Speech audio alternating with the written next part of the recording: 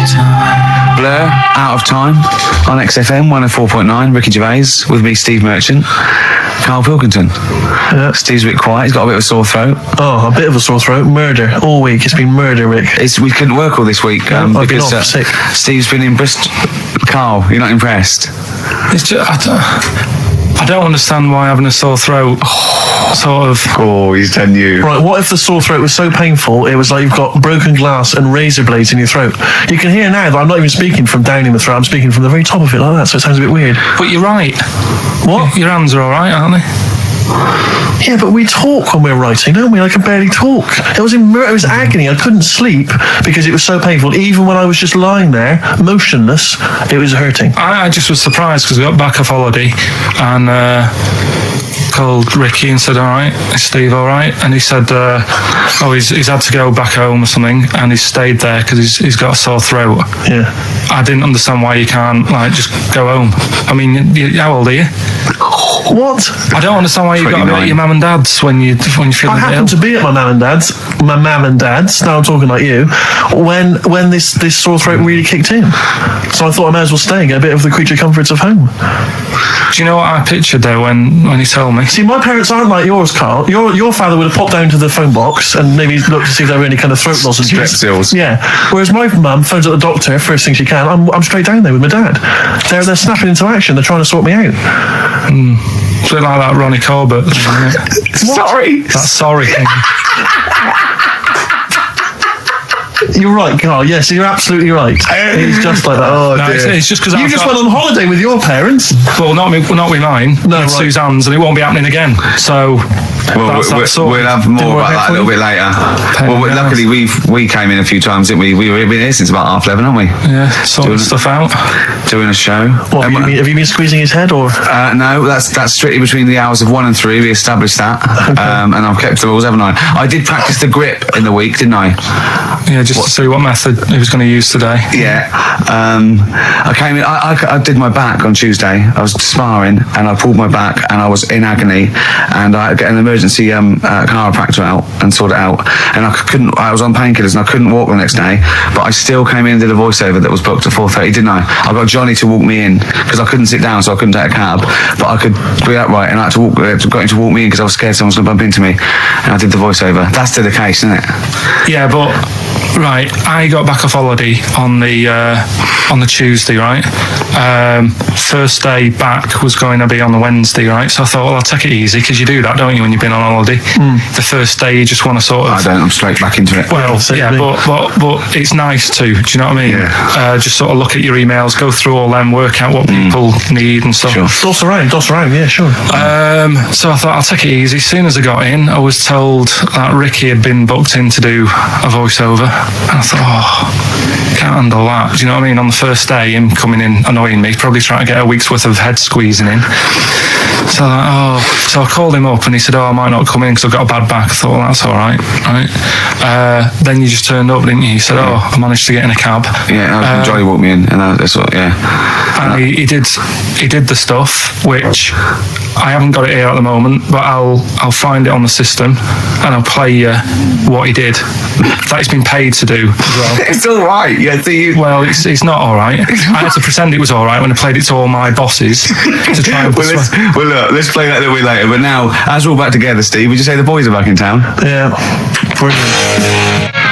Thin Lizzy, boys are back in town on XFM 104.9. Right, we are back in town. Me, Steve, and Karl. Karl's on holiday. Steve's been living with his mother because he had a sore throat. And I've been hobbling around still trying to keep things going. Do you know why I think I was ill? Stress.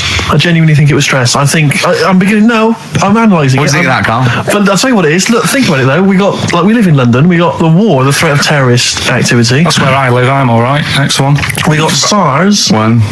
Yeah, but you can walk to work. I got to travel on the tube. I came in this morning. I saw a Chinaman sneeze. I was terrified. S Club 7. They've split up. I mean, I worry about those sort of people. They're young kids. They're talented guys. I mean, they say they're going to be all right. I'm not sure Tina is. I'm not sure she's got the talent. So there's just so many elements that I don't think you're worried about hearsay. Kim Marsh is doing all right. Well, Kim's doing fine, but she got out early. Yeah. But I'm not sure the rest of them will be. No, I'm just... they're quite emotional. I I've got to worry about the show. I've got to be worried about this, you know. It's just me. I've never been that good when like anyone in the family's ill or anything. I've just got. Just because that's the way I am, do you know what I mean? If I'm ill, I don't expect people to run about. No, well, I've never been off for being ill. I mean, you were. Did a couple of weeks ago. Yeah, but that's. Hang on, I've not missed either of the shows. I'm ill today, but I'm still here. You took. I seem to remember you took a show off when you were ill. You were whinging. I was really ill. Right, sure. I couldn't even walk to work. Though. Yeah. That's what I mean. Did you go to the doctors? No, I was too ill to get there. Right. That's how bad I was. Did he call a doctor out? No. Oh, interesting. But it's just that, I mean, we were talking about it last night because I was saying to Suzanne, I said, oh, Steve's, he's been living at home all week.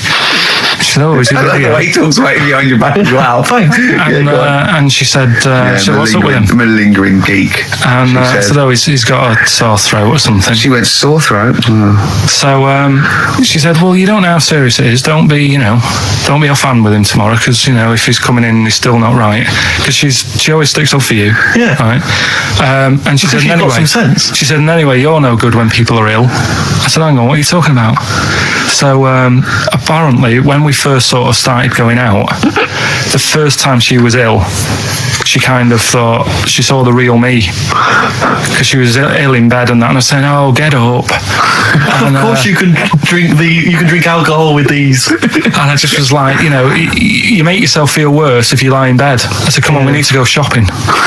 And she said, "You go shopping." I said, "No, I'm not, because I'm rubbish at shopping for food." Do you know what I mean? I'm all right at getting that night's food, but once it starts, like you've got a plan. Sure, yeah, you're dropping the bananas. I forget all sorts of stuff. So she said, "I've got over the floor." Well, she was like feeling hot on that. She said, "I've got a temperature." So we'll come to the supermarket and hang about in the chicken.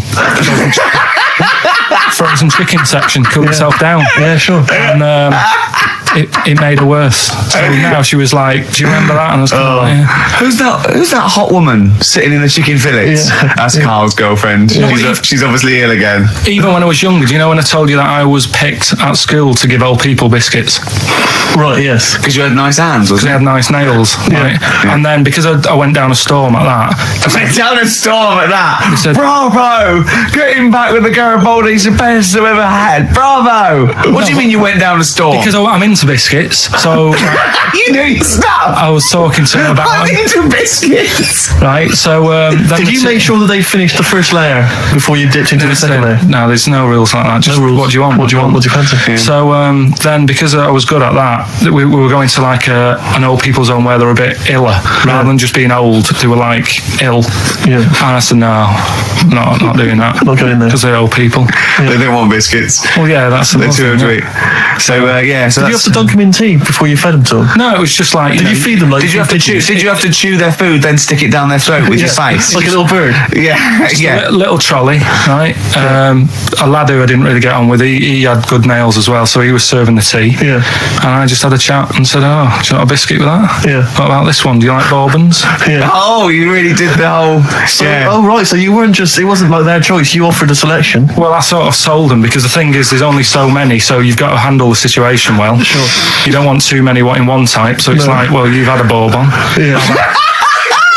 What a great life they lead. They probably only pay about 900 quid a week to stay in that particular home. Yeah. And they get a free bourbon by a kid with clean nails. Brilliant. Whoop-de-hoo. Oh. So anyway, I found these things. Do you want to yeah. So explain this again. Right, so I got back off holiday. The first job I found out I've got to do is work with Ricky for a voiceover. I do a regular thing. I do X-Ray magazine, but I'm allowed to make the script up. And they said I could, so I did.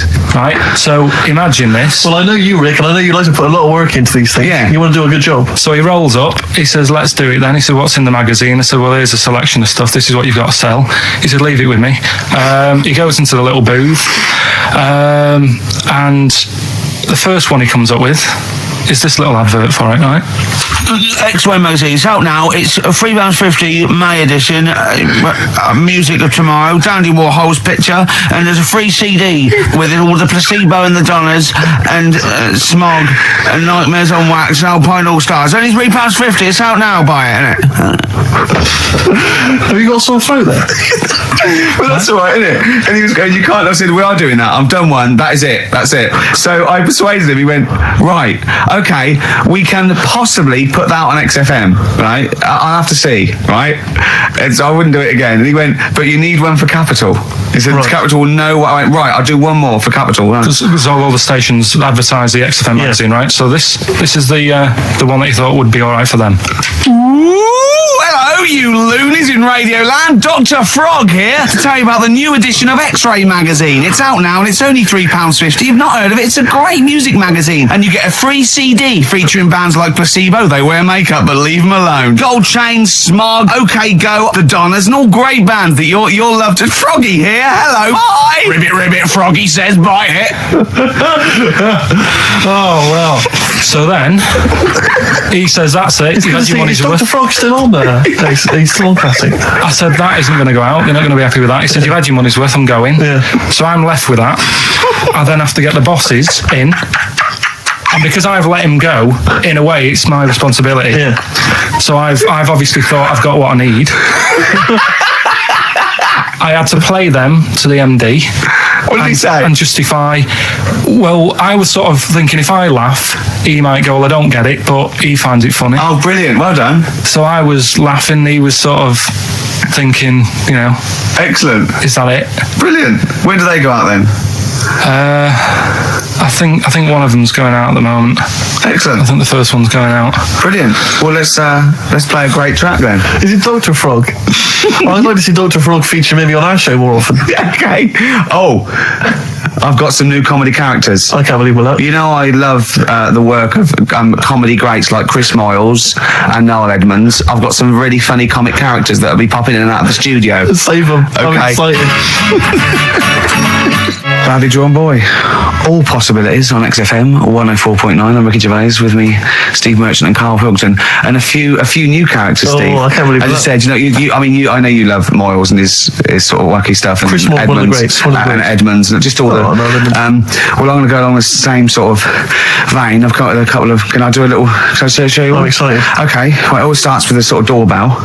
So it goes ding dong. I go, oh no, hold on, Steve, hold on, Carl. Who's that at the door? Yeah. Hello. Oh, hello. Oh, look, it's Camp David, the right queer gay. Oh, hello. You look all gay today. Is that because it's nice weather? Oh, no, that's not what it means. Oh, have you got a girlfriend, Camp David, the right queer gay?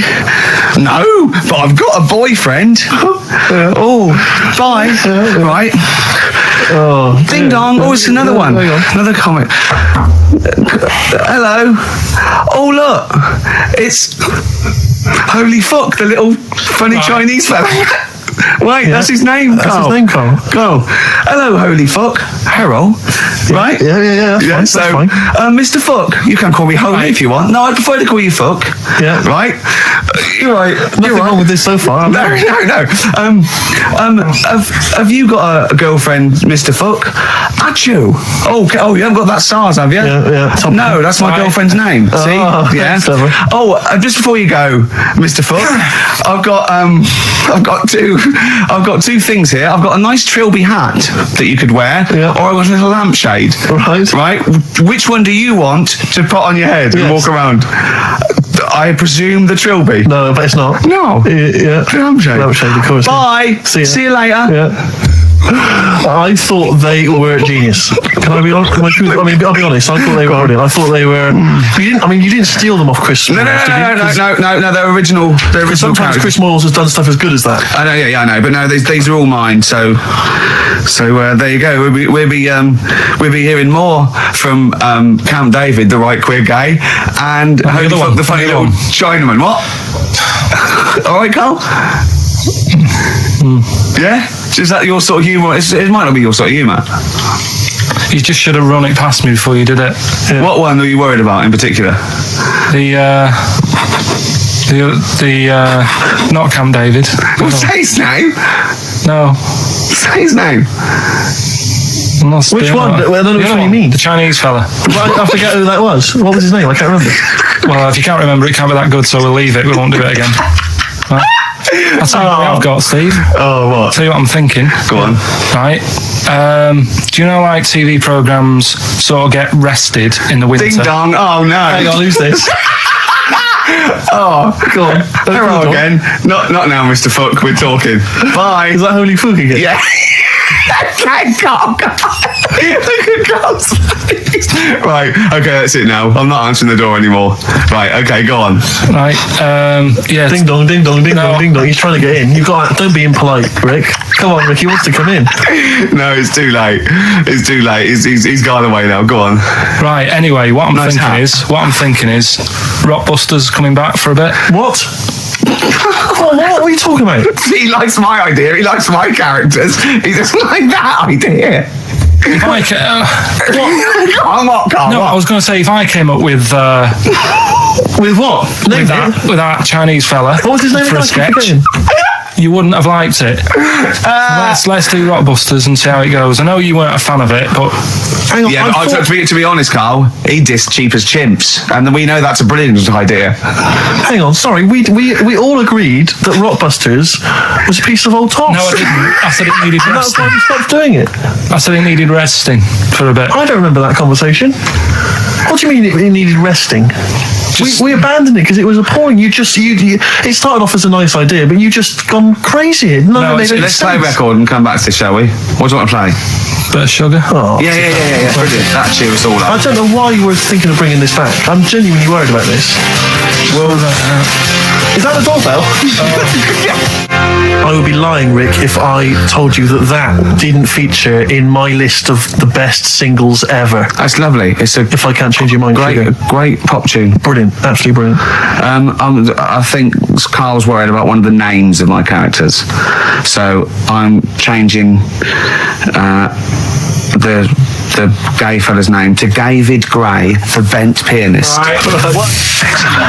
The Scientist, Coldplay on XFM 104.9 with me, Steve Merchant, Karl Pilkington, I'm Ricky Gervais, obviously. So Carl's just getting a little bit frustrated there with Steve, having nothing to offer after being off for a week. Do you know what he calls you now behind your back? Oh, God, here we go. No, it's all right. He calls you the Professor because of a picture of you in my media. Oh, right. It's what did you say? He said it. did you approve it? I didn't actually know. No, you know what it is, don't you?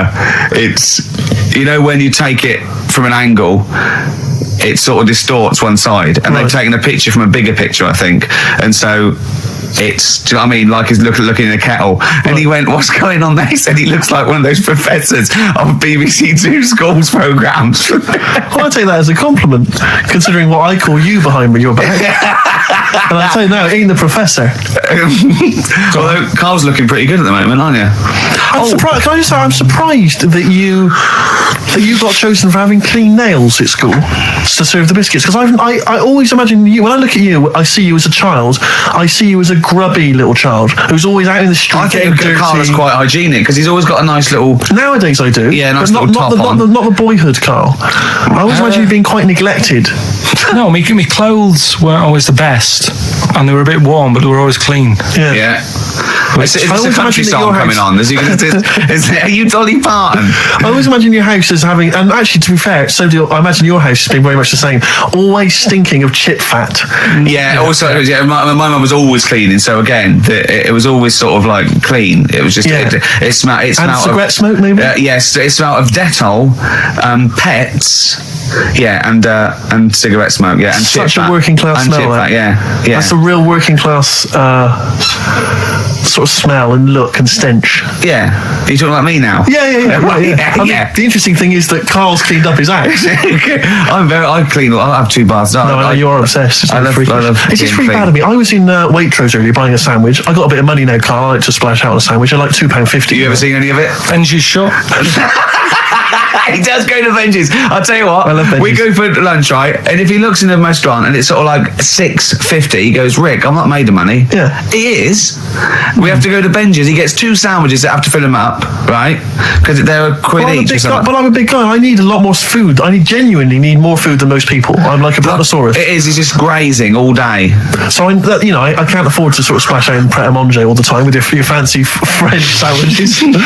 I like to get a lot of bread for my money. I want a lot of bread. So I was in Waitrose, and some guy came in behind me, and he was sort of, I don't think he was mentally doolally, but I think he'd been homeless for just too long, and he was really. What's just right amount of time to be homeless? Well, I think it was. You want to get out of that game early, don't you? He's past the point of no return. This guy. I think it was too late for him. I think there was no going back, really. And he came in and he was sort of walking at a bit of a weird angle. He walked like the Elephant Man, even though he wasn't deformed. It was probably like you were in the week. It was quite unpleasant. And he sort of came up to me and he went, and weirdly he spoke a bit like I'm speaking now because of my throat. And I thought, if I speak to him back, is he going to think I'm taking the mick? So I kept quiet. And he went, all right, what's your name? And I said, Steve. And he shook my hand. He forcibly took my hand and shook it. But he had these cuts and bruises on his face. Oh, the open sores. Yeah, and he was shaking my hand, and I was just terrified. I was just thinking, get off my hand, let go of my hand. And thankfully, did he have a bow round his neck?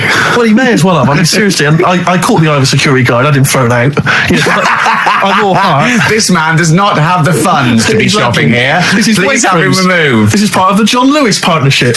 Yeah. And so they had him thrown out. And I was just freaked out. I had to wash my hand as soon as I could. I couldn't imagine the kind of grime that was crawling across whether his kind of homeless ways. Are you still doing your social work? Or whenever I can, Rick. Yeah.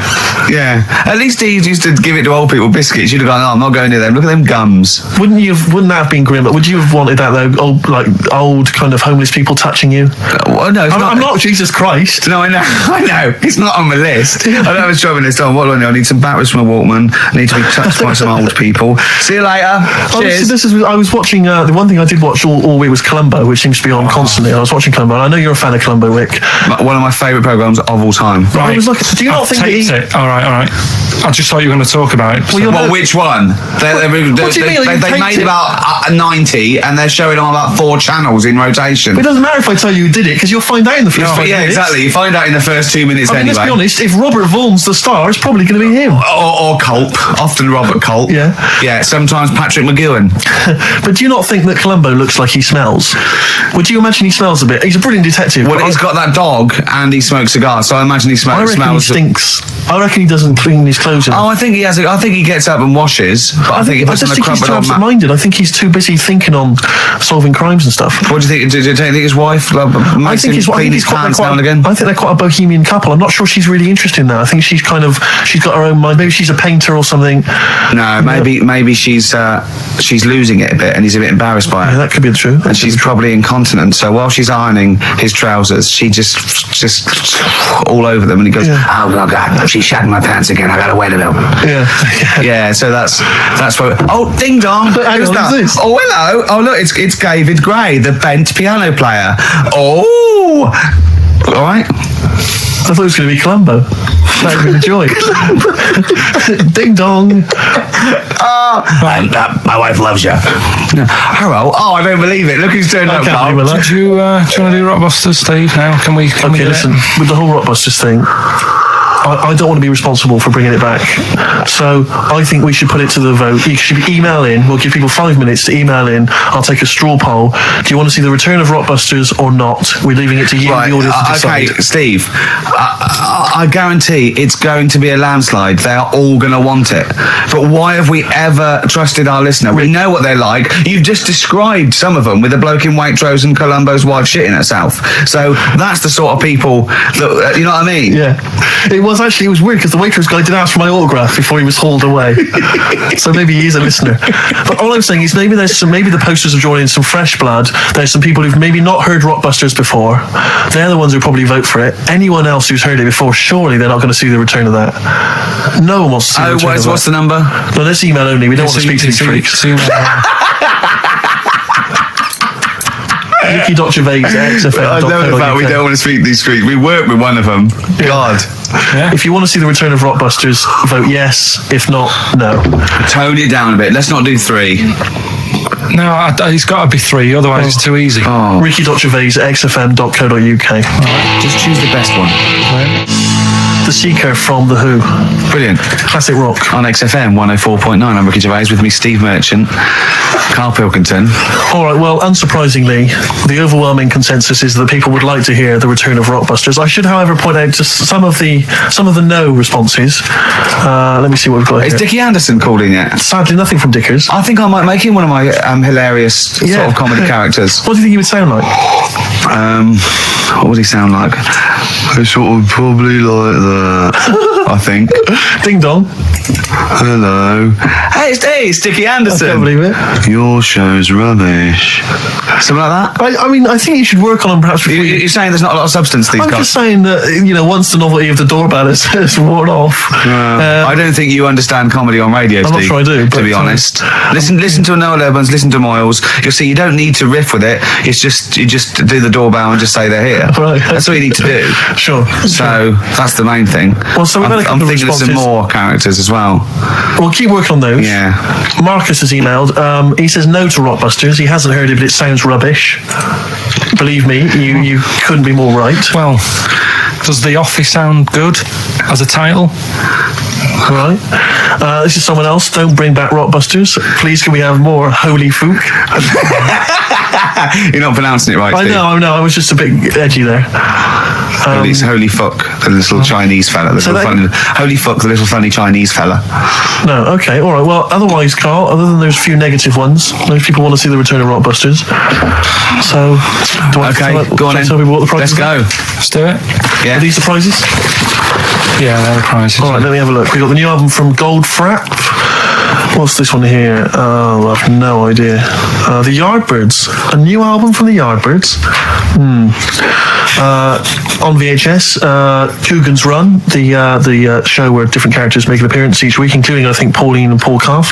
Good stuff. Who the hell wants this? Meglos, a Tom Baker Doctor Who edition.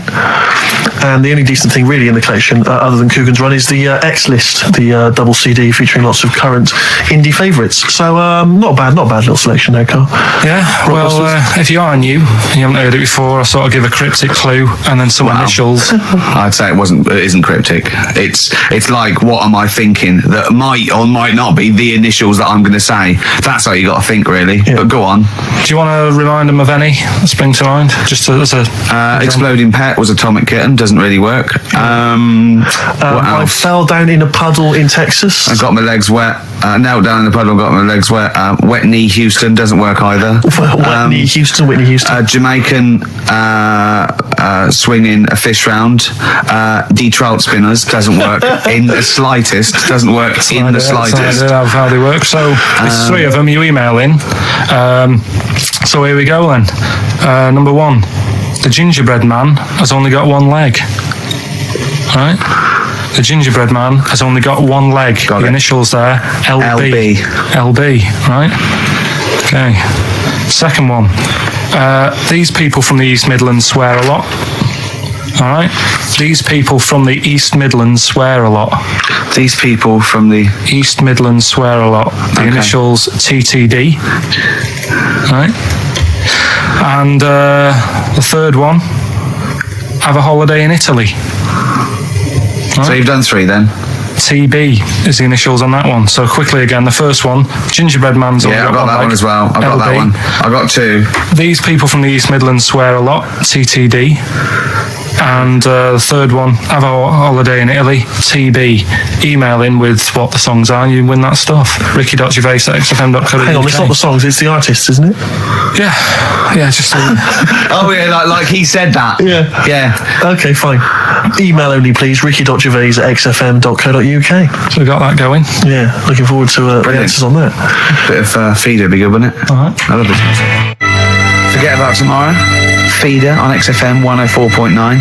We've had a response from Dickie Anderson. Dickie Anderson, our number one fan, although not a man who's, he's not afraid to criticise constructively. Yeah. And he's simply emailed in, surely your show is bad enough without bringing back Rockbusters. A valid point. Placebo and Bitter End. I don't want to contradict you, lads, but it's not. We've got a full hour to go on the Ricky Gervais show on XFM 104.9. I am Ricky Gervais, the aforementioned Ricky Gervais, with me, Steve Merchant and Karl Pilkington. Blockbusters. Oh, ding dong. Oh, who's that? Oh, it's a posh bloke who doesn't care about poor people. Hello, posh bloke, what are you doing? I'm in my Rolls Royce and I don't like the homeless. Oh, posh bloke, don't be a... You want to do the satire? That is satire. Yeah. There's nothing like it's political as well. I'm getting in there's so political many things. things begin to show off. I was showing that some foreigners are funny. I got in the fact that, like, if you notice that Chinese people wear different hats to us. Yes. So that's political in a sense. Yeah. So, the weird thing is, Steve, right, that is like what I imagine Ricky's house being like when people are ringing the bell. Because they're all so different. It's got a little... He's obsessed with all my friends being slightly different to each other. I've never understood it. He goes, there's no thread to them. All my mates have got a thread running through them. I was literally after they walk out of the home. Yeah. But what do you mean my friends all different? Well, that could be... It wouldn't surprise me if I was round there and the bell went and I said, do you want me to get it? And he said, yeah, and I opened it and it's, what, holy fuck? Holy, yeah, he's at the door, right? And then I'd say he's busy. Close the door, bell would go again, then you got the little gay fella. David Gray. Yeah. And then, do you know what I mean? Yeah. Not really, no. He's met some of my friends and he looks at them in a weird way. I mean, some of them are weird, but he's just... Oh, the other night, right, he's got a thing about Robin, my mate Robin, right, who's a lovely bloke, right? He's going, I can't be handling him, he talks too much, Robin sort of goes, and he talks really fast and he's sort of riffing all the time and that, and because it does me head in. Why is he talking like that? And I said, Carl going out for a drink. He went, Robin's not going to be there, is he? I went, no. And I was there with Johnny, and I'd set him up. I knew Robin was going to be there. Robin comes in, sits down and goes, hi. I go, all right. Carl goes, I'm going. And Robin sort of looks at him. I went, oh, don't be stupid. He went, no. And this is in front of Robin, who's confused. Carl goes, points at him, he goes, I said, was he going to be here? I don't like him. And Robin just, it was unbelievable. It was unbelievable. Appalling. It was unbelievable, Steve. And Robin sort of looked like really genuinely sort of upset. He goes, well, shall I go? I went, no, don't. And Johnny went, oh, Carl, he's a lovely bloke, right? And Carl went, well, no. I'm less annoyed at Robin now, who's done nothing No, of course. than you. And I went, look, just have a chat. He goes, no, it's not worth it. And Robin was going, right. I go, Robin, stay. He went, no. And I made him stay. And in the end, they were getting on, weren't you? Well, yeah, in the end... I can't believe, what were you thinking, Carl? What kind of a despicable man are you? That's why am I the all bad the one? things you've done, Hang on a that minute. is terrible. Why am I the bad one when it's Ricky's fault that we were both there anyway? We all understand. But it's the a public rule is place. You don't say to someone in front of them, I don't like this person, I'm shooting off. I don't think I said it like that. You did. You I said wasn't exactly like that. Yeah, and he was like genuinely confused, and he was sort of like sitting there thinking, "Oh, do I have to take this? What have I done?" And he was upset anyway. He just done a show that didn't. You are one of those typical Manx who are arrogant and they swagger around the place like, I don't need anyone. And I'll tell you this: if you ever lose Suzanne, you are going to be one lonely man. I'll tell you, because you make no effort to maintain your friendships. You say these sort of things that he's saying to you about Liverpudlians, and I'll tell you what, I've never met a Liverpudlian as rude as you. You're like the Oasis brothers, Larry, loud, rude. No, but I said uncivil. no. Robin's all right. I had a chat with him. He was a bit quieter the other night. He was fed up. I said if he's fed up all the time, I'd be happy. I said He's fed up because you just insulted him. And he said he was all right. He didn't talk to him. I said when he was upset because he'd been in the show and he said, well, tell me next time when his family dies, we'll have another drink.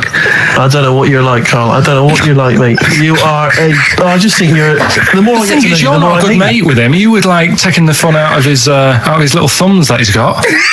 Yeah, but that's my squeezing his head to you, isn't it? I've got different mates with different parts of the body.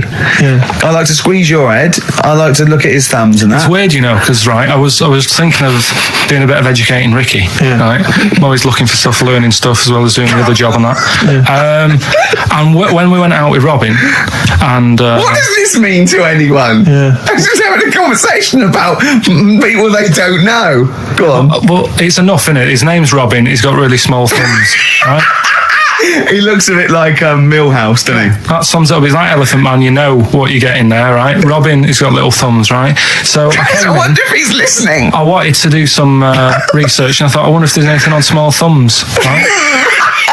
I found something. Do you know the saying, rule of thumb? Oh, is it an inch? Well, do you know what the saying Oh, means? is it hitting your wife with a stick? Yeah, Okay, apparently. come on, explain. Well, rule of thumb, you know what that saying means if someone says... Kind of, yeah. Well, it just means... A rule of thumb, it's a general rule. Yeah, exactly, yeah. Right. Well, where it actually came from is years ago, husbands weren't allowed to sort of clout the wife with anything. What was it like in the past? I know, yeah. You couldn't clout your missus. With anything wider than your thumb. The stick had to be the same, no bigger than your thumb. Oh, no, So a big Robin bloke- could do no damage if he went out with anyone. Yeah, although his is wide, it's got a little thumb like a little knob, isn't it? It's like it's truncated because it starts off normal. It looks like he's had his big toes put on his hands. Does he have to drink a pint with two hands? Yeah, and he's dropping stuff all the time. Can I just go back to the rule of thumb thing, though? The idea, what day was this? I'm not asking Carl, I'm looking at Ricky, because you're not going to have any idea, Carl. It's just going to be the past. Yeah. But I like the idea that... I think it's the same sort of day where, I don't know, you got hung for being homosexual and you could shoot I a just love the Welshman. idea that there's blokes beating their wife with shovels, logs of wood, and someone's gone, hang on a minute, everyone, Hold on, this is wait crazy. a minute. Let's have a look at your thumbs. Wait a minute. We've got to have some kind of rule here. I'm all for beating your wife, but let's have some kind of rule. Let's give him a sporting chance, Yeah. surely. He goes, well, I say, well, what about you can hit her with the width of your thumb? And the wife goes, make it the width of his knob. I go, no. He slaps her again. Yeah. Width of your thumb. All right. Better?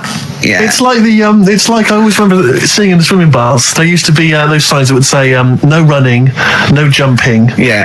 That makes sense. No bombing. Fair enough. No petting. No petting. It's like you're not allowed to kiss in Yeah. swimming Yeah, baths. well- And I love the idea that it's probably some kind of lifeguard who sort of maybe saw his ex-girlfriend getting off with some bloke in the water and thought, Yeah. right, there's no petting anymore in here. What do you mean? No petting. You're not allowed to kiss her or no one. You're not doing this just because No, you used to go... nothing. There's not a problem. Okay. Not a problem. Just leave and don't kiss. You want to swim, but don't kiss. There's no petting. Did you just write that on in Yeah. yourself in biro? Yeah. No. What's this no fiddling downstairs in or out the swimming pool? No. No fiddling with her downstairs? No. Right. It does annoy me though. I was saying to Ricky the other night when we were walking somewhere, No taking her for a drink afterwards. You can't enforce that. people who kiss and that in the street, that annoys me. Yeah, people showing their affection for one another. No, they can hold their hand and that. Yeah. Sure. But it was just... Yeah, I agree. Yeah, I see two people eating each other in a restaurant or something. Two people eating each other. You know, snogging in right, public. okay. Yeah. That's that. Answers for Rockbusters, we're doing them now. Yeah. Oh well, come on then. Well, Well, no, I think let's play a record. Let's come back with apparently we answers. got. What about a bit of Cure? Do you want a bit of Q? Yeah. So we're going to go wrong. We're going to go wrong. Ding dong. Oh, here you go. Oh, it's a fat fella with lipstick. Hello.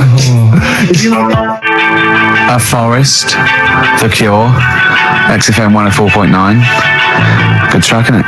Oh, yeah. Going all the way back. All the way back there. Wow, Rockbusters, the results. You've had a few proper answers, I hear.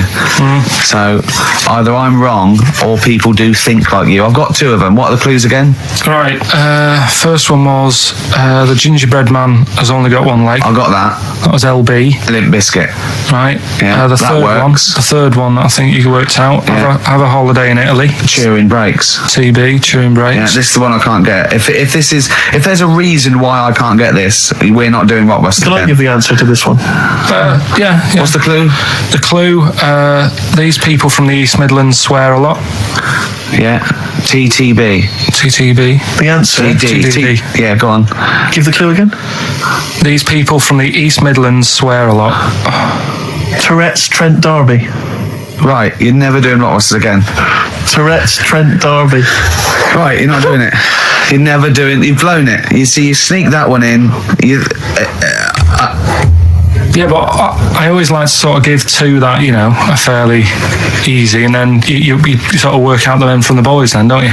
Yeah, well, I mean, if I'd have done a character called Tourette's Boy, friend of the little Chinaman, and it went ding dong, oh look, it's Tourette's Boy, friend of holy fuck, you'd have been annoyed. Do you know what I mean? Oh, who's your mate, Tourette's Boy? Holy fuck. You'd have been annoyed, wouldn't you? Is that a character from Lenny Henry's show? I can't remember whether it's Chris Moores or Lenny Henry. Yeah, one of them. Anyway, the winner, lucky old Richard Perks from Birmingham. He's listening presumably on Sky, and so nice to have him listening. And that's Richard Perks. He's got those answers, all of them right. In fact, most people seem to get Terence Trent D'Arby or Tourette's Trent D'Arby. Well, I think that's offensive. If you want to complain, what's the number? What did they write to complain about that? Using The same person you told people to write to and tell them I was a knobhead and shouldn't be on the radio. Last week when I was away. Did anyone do it? I think a few went through. Did you listen to the show? I listened back to the recording of it. Did you get any emails before you listened to the show? Yeah, when I got in. Did it upset you? What sort of things was it? Just stuff I can't remember. Just it was weird because there was like a few of them in a row, and I just thought, what's happened here? Yeah. And because we said that, yeah, because you weren't here. So what did you say? I just said phone in. We had a couple of genuine emails that liked the show, didn't they? Yeah. And I said phone in. And leave messages or email Andrew Phillips and Karl Pilkington and just say the show was great. The show was brilliant without him. But they went a bit too far, did they? What did they say then? Oh, I can't remember. I mean, it doesn't bother me because I'm not bothered what people say, am I? No. Do you know what I mean? No, you don't care what you say to people either. Poor little Robin, he looked crushed. Oh, whatever. Well, it doesn't matter because he's doing well at what he does. He couldn't even hitchhike home because they wouldn't stop because his thumbs didn't show up. He was waiting there for ages by the side of the road. Do you know the difficulty he has buying gloves? It's murder for him. He wears little oven gloves from like Wendy houses. He has to wear Barbie oven gloves. Yeah. Oh. Right, so the winner there, Richard Perks in Birmingham, if you could just email him with your address. There was another winner, wasn't there? What was his name? There was one person who got all the right answers, and there was almost a winner, but his name was Peter Kay. And I like Peter Kay just coming second, so we gave it to Richard Perks. Yeah. Peter Kay. Let's play a record. Radiohead, there, XFM 104.9. We Joe Stephen Mitchell and Karl Pilkington. Right, Rockbusters. Well, you shot yourself in the foot with that. So, Tourette's Trent D'Arby. Amazing. I mean, what did you think of first? His name and what words you could put in there. I normally sort of just go through a Guinness Book of Hit singles and go, right, who can I do? Right. You're giving away a lot of. I mean, that you're an enigma, Karl. I wouldn't give away your workings. I mean, because then everyone will be able to do it. And what you've got now is a gift that people can't really tap into. Do you know what I mean? See, that's what Lenny Henry and Chris Moores' mistake. See, I've sort of worked out how they do their comedy, and I'm doing it now. Sure. Do you see what I mean? Now that I'm doing it. I think the only way that people would start to be able to replicate a lot of what Karl does is if maybe they had a severe blow to the head, or they were diving, they came up to the surface too quickly. Ding dong! Oh, I'd like a severe blow. Oh, get lost, David. Oh, let's have some adverts, quick. Steely Dan, reeling in the gears. Sorry about that. Look, he's going to put on his little duffel coat. Yeah. Well, not very well. You look like someone that walks around Forbidden Planet.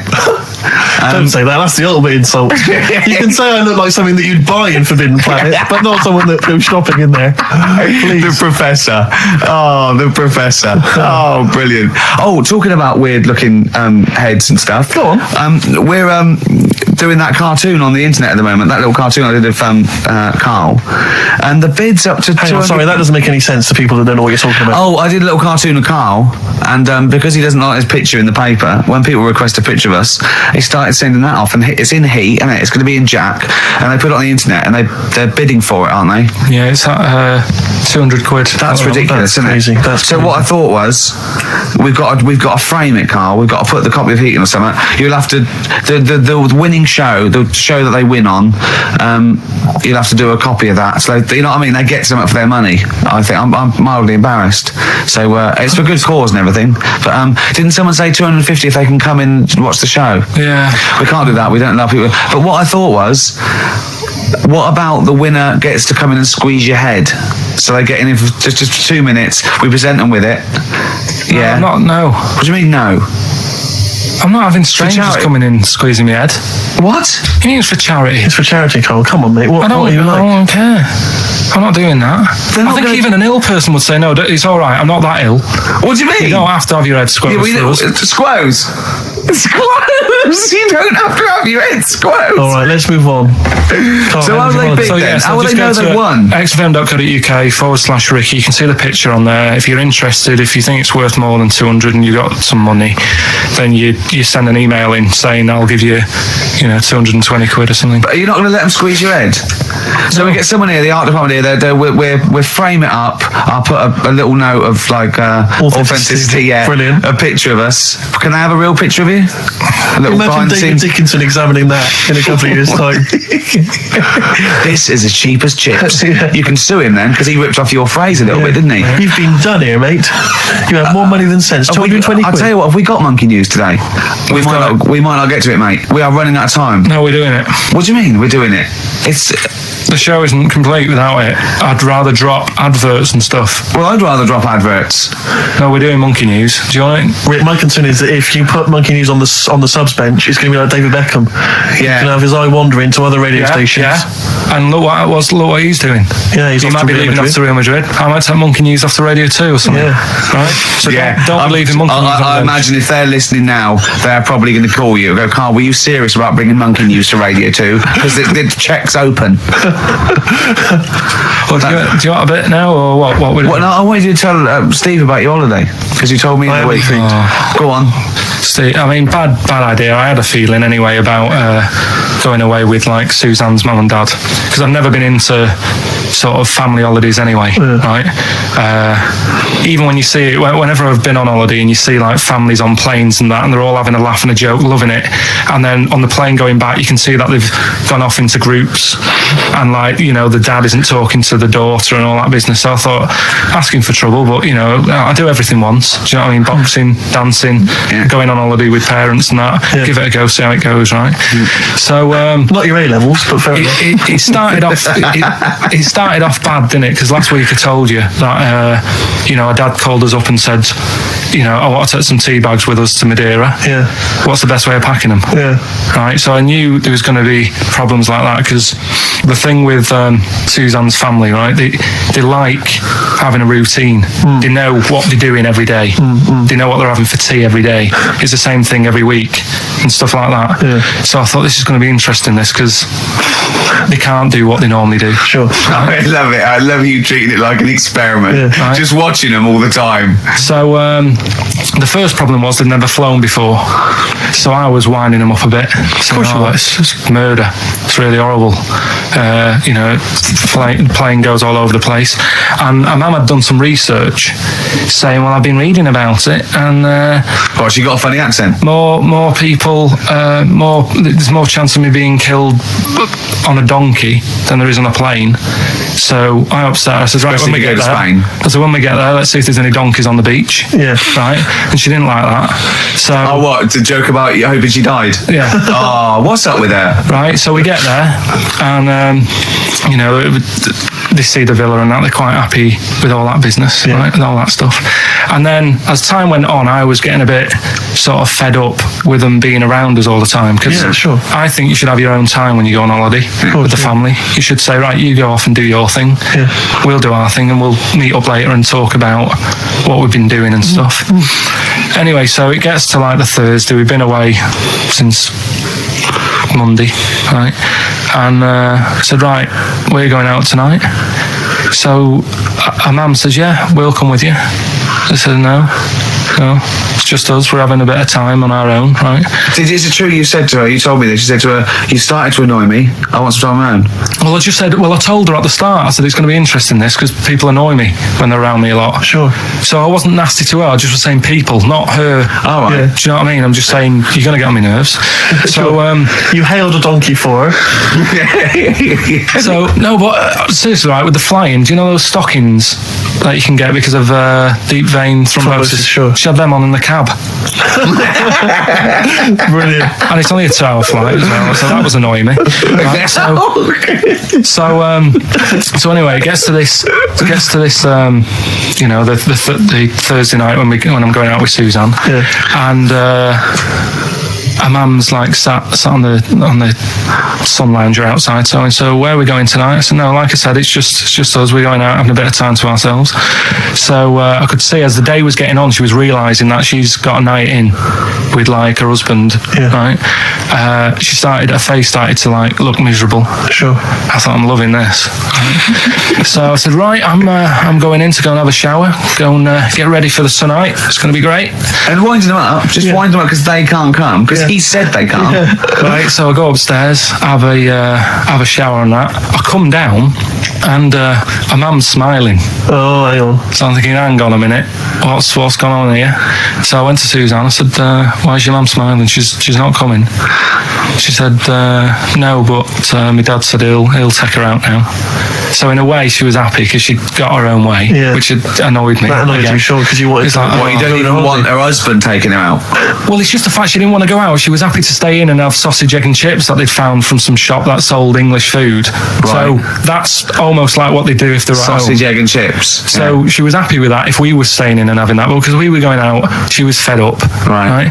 So she's smiling. So she's going, yeah, I'm going out now. So I said, well, enjoy yourself. She said, where are you going? I said, well, it doesn't matter, does it? You don't need to know. Sure. You're not going to where we're going.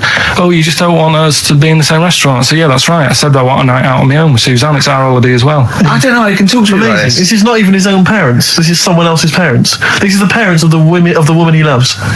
But even Suzanne sort of agreed with me. There's only so much time you can spend with your parents. That's why you leave. That's why when you're ill, you don't go home to them. Yeah. Yeah. Because the slight difference between me and you, Karl, is that not everyone in the world annoys me. Well, not everyone does. Just I can see what I felt a bit guilty that week when he said I was annoying him, but I realise it's not my fault now. No, everyone annoys him. Yeah. So it was an all right holiday. It was good to get back. Brilliant. I won't be doing it again. No. And what now would you say is your relationship with Suzanne's parents? Is it a frosty one? No, I just think they know that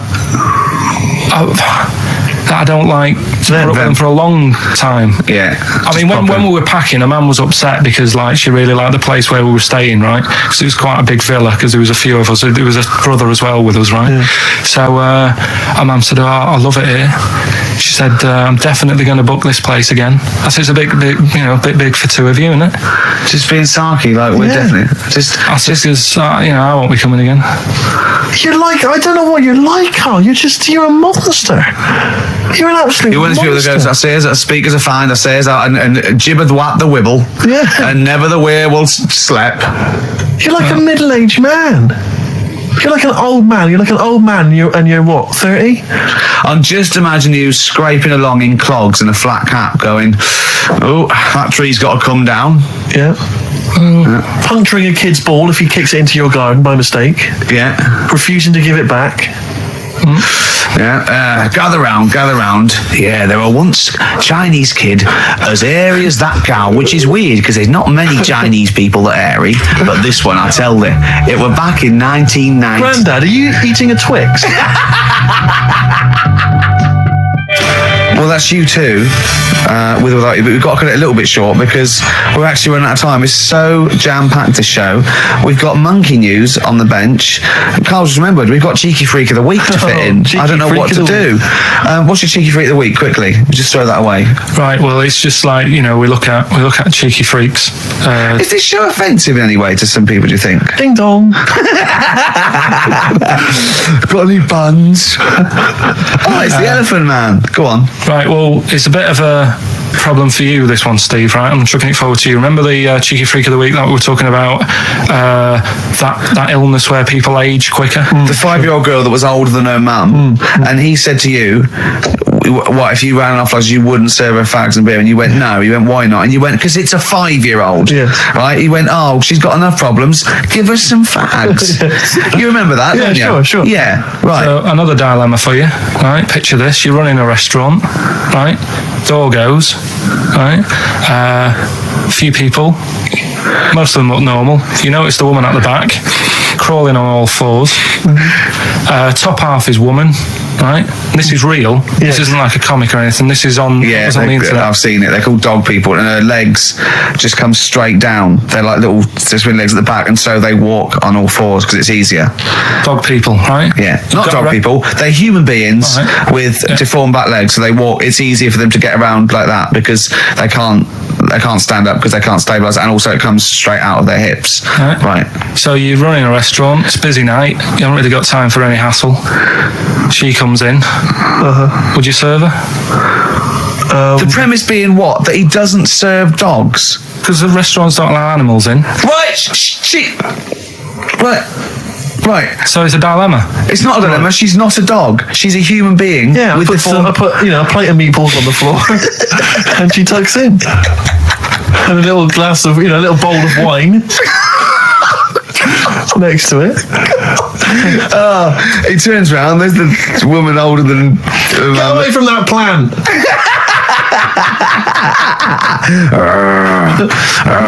Is service included? Oh dear. Okay, so monkey news, please. All right then. Let's hear the jingle. Oh, chimpanzee that monkey news. Right.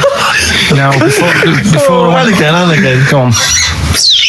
Oh, chimpanzee that monkey news. Brilliant. Right. Right, before I went away, I told you about Alfred. He was the monkey where there was a robbery going on in a bank. And then he nicked the robber's loot and backed out with a gun. Yeah, He sort of stole. He robbed the robber, didn't he? Yeah. Did he take his gun as well? He took the weapons. He took all the weapons. There was like a couple of robbers. He managed, because they were so amazed that a monkey was coming in. It was like, don't talk shite twice. Right. Anyway, got a follow up to that. okay. Now, what was that monkey's name? Alfred. That was Alfred. Because a lot of people wanted to know, well, what did he do? Did he go off and have a holiday? Did he? No. So the follow up is, what happened is the monkey had the guns, had the cash, which was $250,000. Sure. Right. It went back to the zoo. Right. All right, Carl, you're talking shit. Ricky, I get angry with you when you won't let him finish his monkey news. Right. Can we just get out of the official Imagine thing? if people were interrupting Trevor McDonald. It wouldn't happen. I want to make sure I don't get anything wrong. No, of course not. Check the internet. So the monkey goes back to the zoo, right, where all the zookeepers come out and go, get him. He's got the guns. Yeah. He hands out a couple of guns to his mates. What? His monkey mates? His monkey mates. So they've all got a couple of guns each. Oh, Carl, Steve, I can't, mate. I cannot Just stand it. Honestly, I want to scream. Please, I really get annoyed with you. They tried to do him a deal. They said, how about if... I'm going. Tell him that. I'm going. No, I can't. Step out from a... Okay, we'll just do it. Look, don't listen, step out and I'll paraphrase what I hear for you when you come back in. Step out. Now, please, I need to hear the end of this. This is monkey news. This is important stuff. Right. Ricky now has left the room. He cannot bear to hear, which is surprising to me. Right, so anyway, they've got the money, and they say to the zookeepers, how about we give you some cash? Yes. And they go, Sorry, hang on. Sorry, the zookeeper said that to the monkeys. yeah. Right. No, the monkeys who have got the £250,000 Right. say to the zookeepers, we'll sort you some money out if you let us go. So the monkeys say to the zookeepers, we'll give you some money. Yeah. You don't see any problem with that?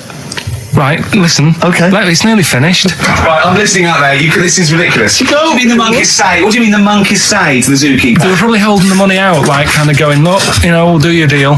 Right, okay, come on. And what happened is, I think they were happy with that. I think they left, and that was that. They wanted to get out of the zoo because they didn't like it in there. There's the thing. Right, I don't. Just have a look. Right, Carl, think. Right, how did they get out in the first place? This one. Just let Steve have a... So why did he go? So he went and robbed. He thought, what? He knew there was going to be a robbery that day, did he? He might have been getting some money before they went to escape, and then that happened, and they had more money. They might have been withdrawing some stuff out. What do you mean? No. If he was planning on leaving the zoo, he's going to get his savings. What are you talking about? What have you read there, Steve? I've got a feeling this is a review of one of the Planet of the Apes films. I think it's Escape from the Planet of the Apes. I'm not certain. It could be Beneath the Planet of the Apes. Right, Carl, think. Please think, right? So this monkey, right, he leaves the zoo, right? He leaves the zoo, which he can do, presumably. What, they leave him the keys or what? They're chatting to him, they might as well. He goes to a bank. What's he thinking of doing? Sees a robbery, probably by chance. He probably wasn't tipped off, was he? Or has he got one of those police scanners? Probably got one of those police scanners. Well, I think he was going to the bank to get a mortgage to build I think he wanted an extension, didn't he, on his cage? Think of that. And so I love the fact that he hands out the guns and they do a deal. It's honestly, you've got the best mind working on radio today. It's incredible. So the only person who makes less sense is Terry Wogan. He goes up and down, doesn't he? I can't understand his sentences because I don't know. It's like freeform poetry. Yes, I don't know whether it's the end of a sentence, in the middle, a new one. Yeah. But let's have the jingle again, a record, and then we'll probably have to wrap up the show, I imagine. That was chimpanzee that monkey news. Well, Mr. Stipe, I am not Kenneth, but I can tell you the frequency was 104.9. See you next week. I'm Ricky Gervais, with me Steve Merchant and Karl Pilkington. Do you think that when Marconi invented radio, this was what he had in mind for it? Yeah, 2 hours of absolute. See you later. That was the record before us, and here we are, pre-recorded, because we did this a few weeks ago, because we're not here at the moment, aren't we? We're away in that. I'm Ricky Gervais, with me Steve Merchant. Hello there. And Karl Pilkington. He's not actually with us. He'll be in some of the best of clips that will be coming up shortly. Yeah, this is just us, isn't it? This is just us. We did this. When did we do this, Rick? A couple of weeks back. Hold on, what is it? It's the 27th today. Yeah. I enjoyed Christmas. I loved Christmas. I love Christmas. I had a great time. What did you get? Loads of presents. And I'm glad they made it to number one. I'm really glad. Stroke, he, she. Yeah, I'm really glad that the pop idols, Cliff Richard, Westlife, made it to number one. Bo Selector. Yeah, just delete that. Okay, we're going to play some of the best of, some of the greatest moments of the last 3 weeks. Yeah. Ever heard on XFM 104.9. What about this? Do you remember this one? Which one is it? All right, so here's the first bit. What sort? No. The Pope. Yeah. What Sorry, Anne, Mrs. Robinson, we're going to have to let you go. Yeah. Go on. You are the weakest link, Carl. Goodbye. Yeah, go on. The Pope. Yeah, the Pope. Yeah, we've got the Pope. Yeah, that's not strictly a question. He wears a... he wears a Desmond's hat. He wears Gore-Blimey trousers. Yeah. Does he live in a council flat? Yeah, he lives in a council flat. He wears a semi-precious stone. What's the stone? The Pope wears a semi-precious stone. What is the stone? You mean, what is it called? Yeah. What is it called? What, has it got like a kind of papal name? I think it's like, is it a 18-carat one? So we got to try and get the carrot yeah, of the Pope's big diamond. He calls it Dennis the Stone. Do they want the type of gem it is? Like, or is there some kind of papal name for it? Or do they want it like the Rosetta Stone? Or I don't know. I can't. Play a record. Play 2 record. Let's go. Where's your head at? Basement Jacks. Right, okay, let's get this right. Have we knocked this on the head then? It's not happening. Oh, here he is. Look. Here he is. Come in. How have you... Oh, God. I don't believe that. Oh, that's pathetic. I do not believe that.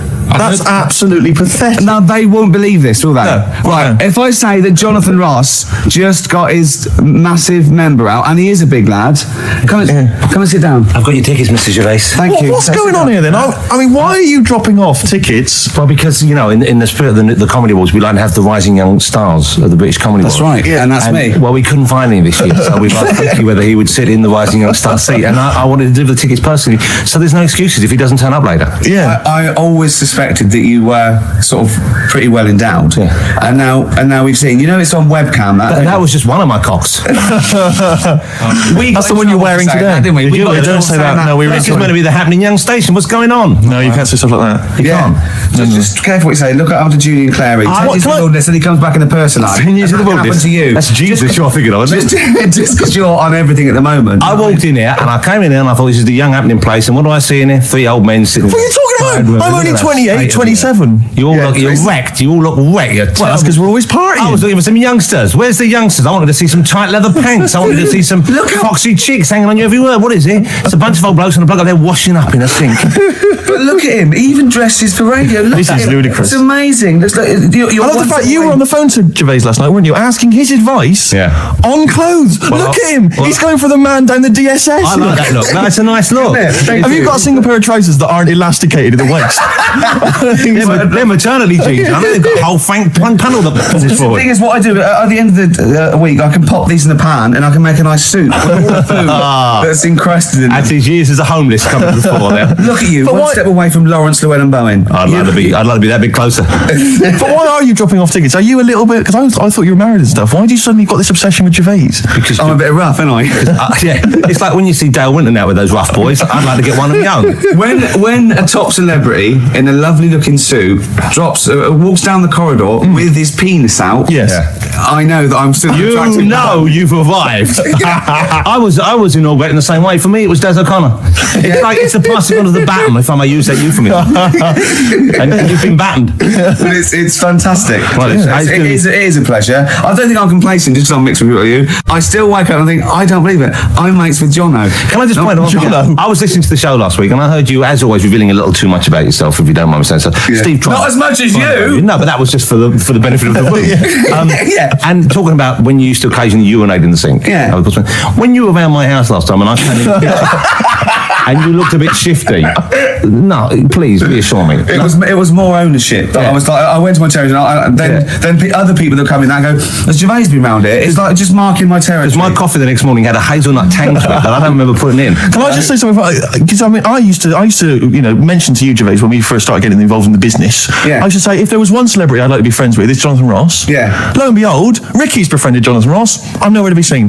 Not invited round. Ricky told me that I could be his friend, providing I never extended the arm of friendship. Right. Yeah, if you ever... I thought as much. He tries to keep everyone else down he works with, from the office, all the other shows. He tries to keep them down. I didn't even want you to number come in. one. I wanted to meet you on the steps. Yeah. I didn't even want to tell you you were around. But you called. He went, who's that? And he saw your name come up and he went, well, can I meet him? But you're all coming tonight, aren't you? This isn't Radio 2, by the way. These links are way too long. This is snappy radio. We have to play... You might The be kids have lost lost, interest. But the kids want to hear Coldplay, Catatonia, You know what I like? How about some more of that instantly forgettable hip hop you play each week? One of those obscure hip hop hooray. That's the worst feature on British radio. You should be ashamed of yourself. Wait a minute, I've heard your quiz on Radio 2. I said the hip hop that is that. You told me that one. Put it away. Put it away. I'm Carl. Carl, how you doing? All right. Got a question for you. Right, man. Got a question. Yeah. The Pope. Yeah. What semi-precious stone does the Pope wear? It's easy. Go on. Topaz. Is that the right answer? I don't know. I might have wrote it down. I'm really sorry, Jonathan. It's not what he publicly admits to, but I have to know because I was hanging out with him at the Groucho one night and he was saying, oh, look at this, look at this, look at that topaz, go and buy that, look at that. Vatican City. Look at that. We can make a nice ring out of that, he said. Didn't go anywhere, but thanks for asking. I better go. I've got to go and buy some winkle pickers. Thank you very much. Okay. Enjoy it. Steve. Carl, I wish I could say it'd been a pleasure, but actually it was quite creepy. See you later. So we just had a text here that says, and I don't know what truth there is in this, as ever, but John says there is apparently a nude bike ride today in Hyde Park. Now, I can't believe that's the case because I don't think it's allowed, is it? You can't ride around with your veg, can you? I don't know. Why would you want to? Well, good point. On a bike. On a bike, I love the fact that that's what disgusts him. I want. Do you know what? If we did appeal for a nudist to call in, I'd want a very specific sort. I want a German nudist, a middle-aged man called Helmut. Okay. If there is any, or the closest one to it. So I want a middle-aged man from Germany. If your name is Helmut, you're in. But I'll accept hands. Carl would be good, wouldn't it? All right. Yeah. I think I'm wondering if the age might. Maybe we could broaden. Okay, just a German nudist bloke. Right. Can he at least be fat? Can I find a fat German fella? If your name's Helmut, we're going to give you a big prize. Yeah. But, any fat German fella who likes to get his sausage out. Sure. Okay? Sauerkraut. Yeah. What's the phone number? 0871 222 1049. It'd be good just to get an email or a text with a contact on it, and then I can just call them up in the week. Sure. And 83936 is the text number. I don't know what our audience demographic pans out like, Rick, but I'm suspecting that's probably a fairly small fraction of our listenership. I know, but there must be someone out there. If you know a fat German who likes to get his tackle out, phones are going. Straight away. Just answer it, Carl. Just answer it. Just pop that. it could be anything. Well, just see what it is. To be fair, it could be a nutter. But just say hello. Just tell your turn. It's not straight away. He'll stay there, won't he? He'll stay there. Well, answer it. Answer it. Leave it. Answer it. Oh, you see this? It's gone. It's gone. There you go. He bottled it. So, just as well. Well, you took too long to answer it. There's a vicar in Australia who's started sort of doing his services and all that in nude. Hot in it out there. Yeah, but the churches aren't. Churches are pretty cold.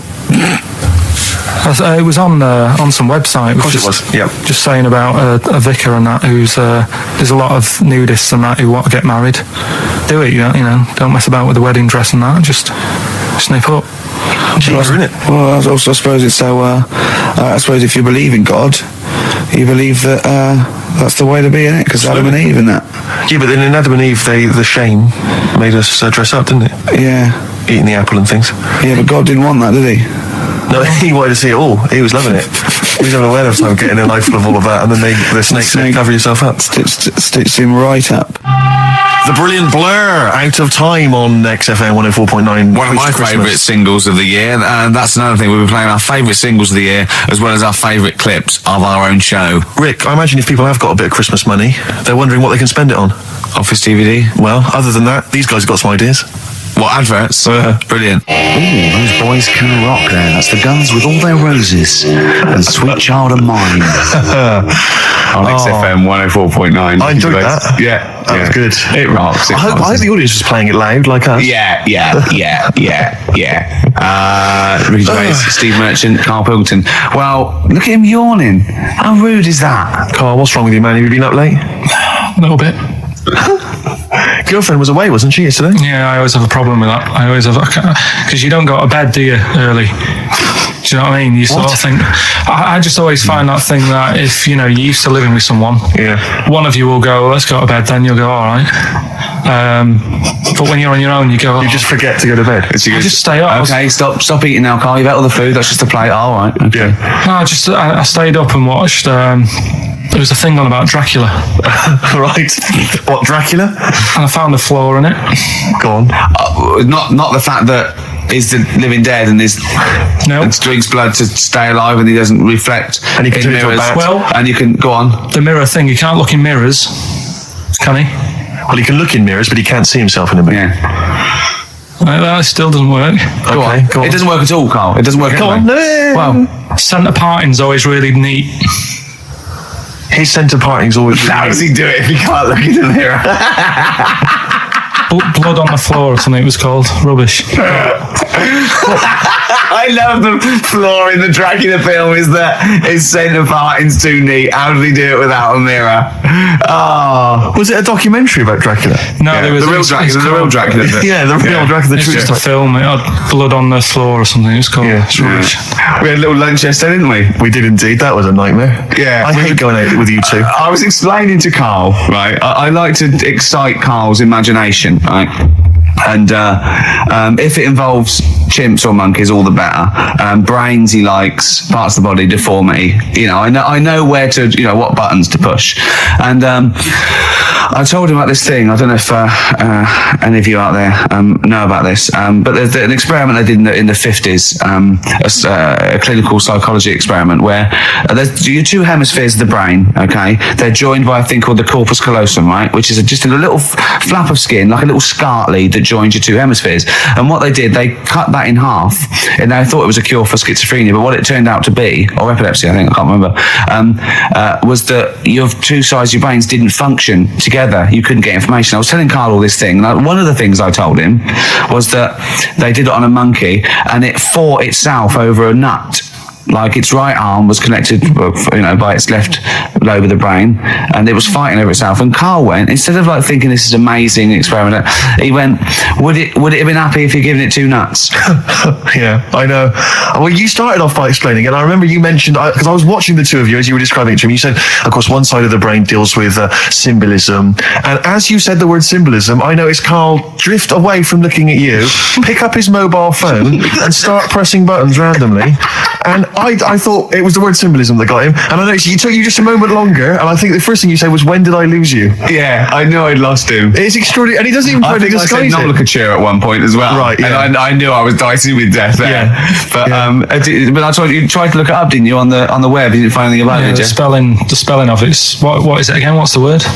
Corpus callosum. Yeah, so I couldn't do it. No, don't bother. Give up. Don't bother. So if anyone knows any interesting facts about that, But yours hasn't been cut in half, has it, Karl? That would, again, might explain something. I'll tell you what we will be talking about later.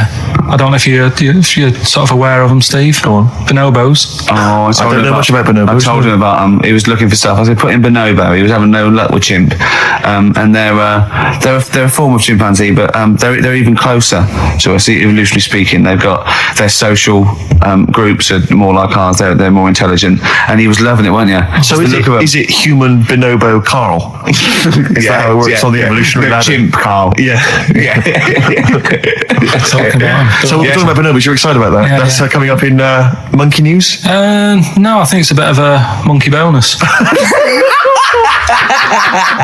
Because my auntie Nora, she same thing, pumped her with loads of drugs. She used to have a cabinet next to the bed is like boots. She's got loads of stuff, right, for all sorts of stuff. And I mean, she's not that old, but she's on loads of stuff, right? She's a bit coked up, is she? She called up my mum once, and Yeah, he told us this. Go on, tell it again. and she said, "Oh, how are you doing?" And that, it's all right. Bit worried though. My mum said, "Why? What's up?"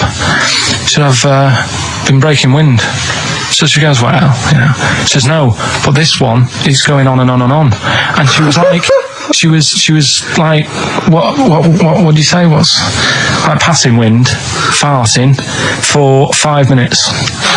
One thing, not like, you know, trumping and then nothing. Yeah. Continuous drone of a fart. Yeah. I don't think she had. How big was she? She must be the size of a barn. No, she's not that big. She's good for her age.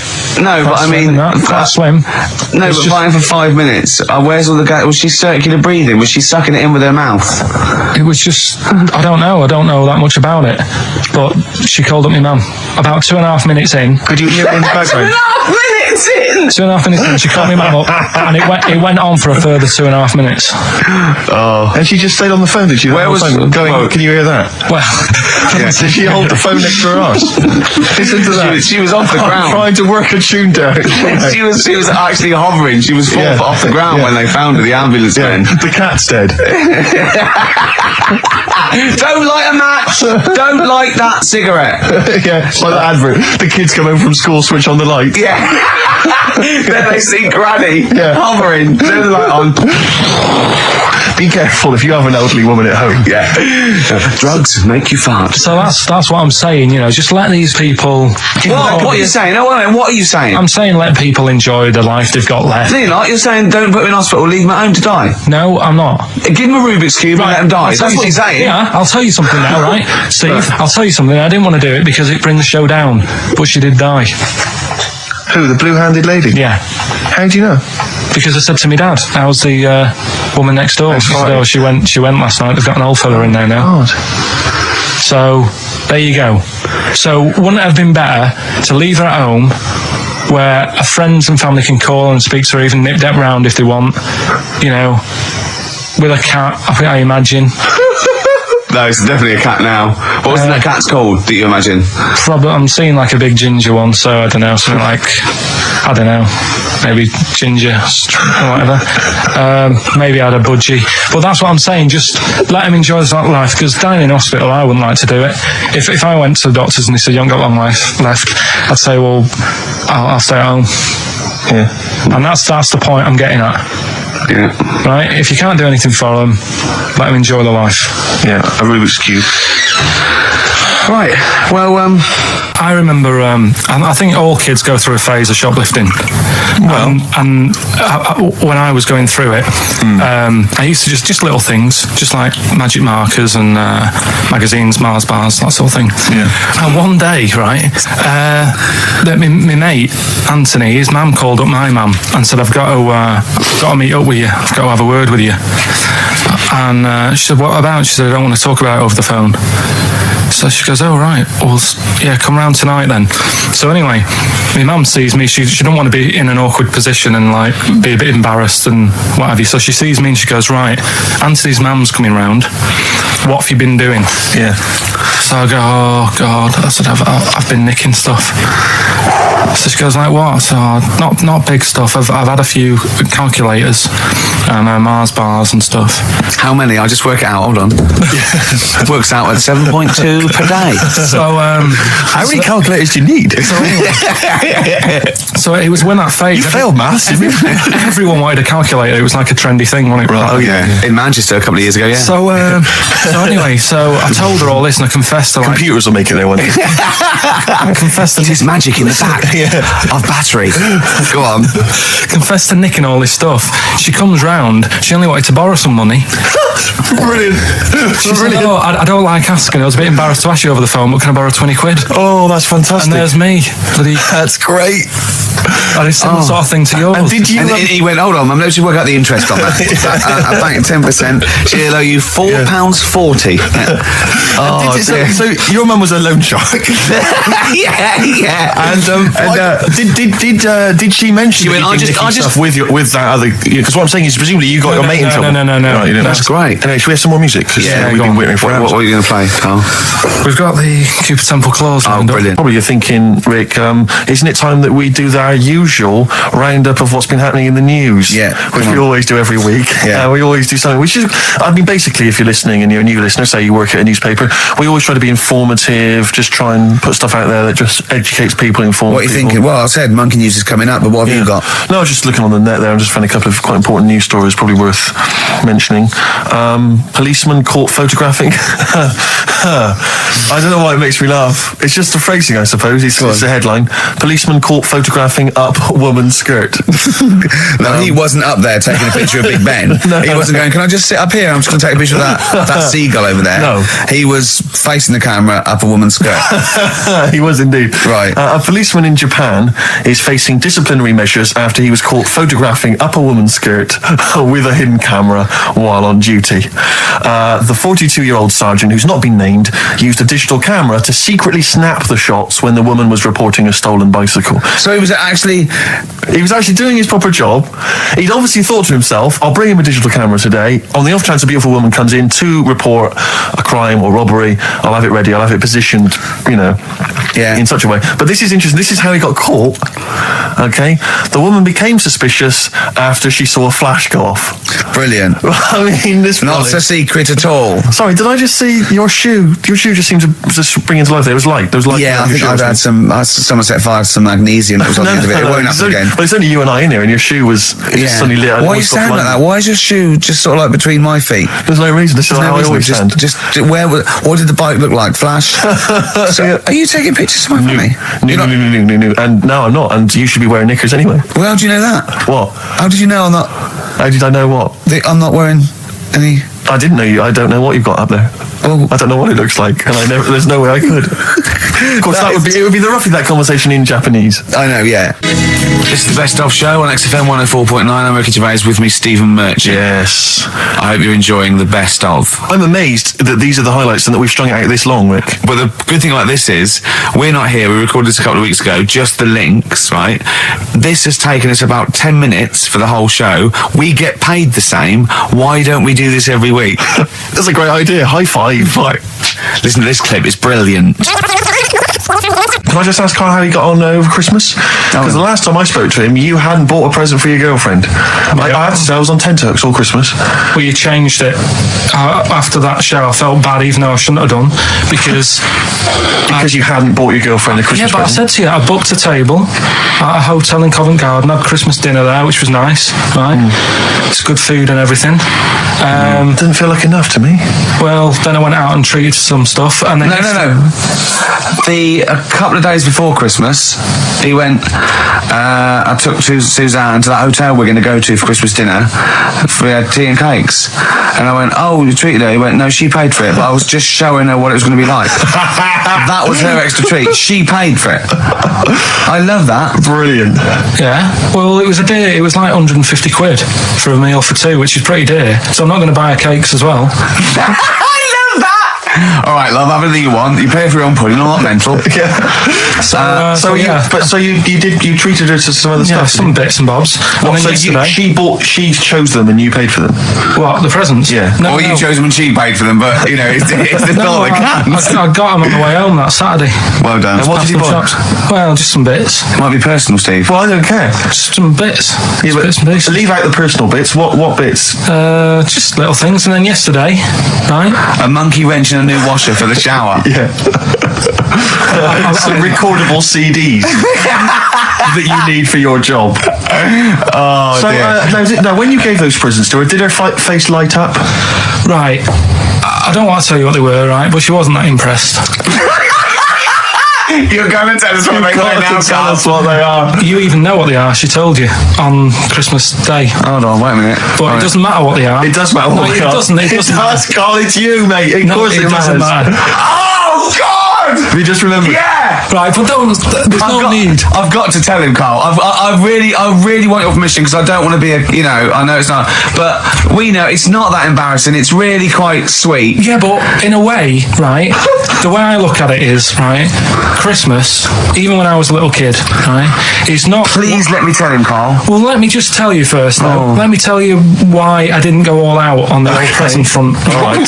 Justify yourself. Right? First of all, I've covered it up since then anyway, right, with that present, because I bought her some shoes yesterday, and she did say, I'll give you the money for them, but when I get home, I said, it's all right. I said, you can have them. Right? So not only did I buy her some food on Christmas Day, I got her shoes. She's probably had a And they feel like a horse.